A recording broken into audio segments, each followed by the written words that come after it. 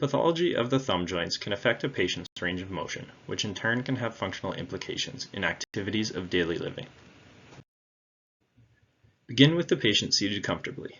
In most cases, approximating the patient's range of motion to normal values and comparing side to side is sufficient.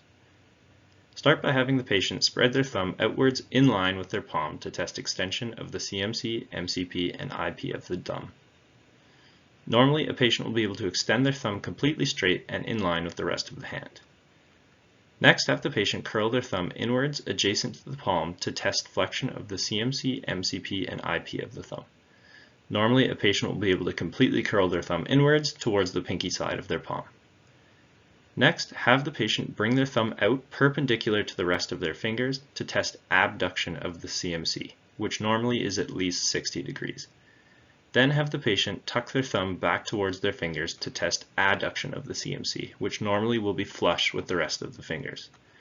Other screening movements of the thumb include opposition, in which the patient touches their thumb to each one of their fingers. If the patient's active range of motion is limited in any of these movements, make sure to test their passive range of motion as well. With thumb range of motion complete, we next move on to special testing.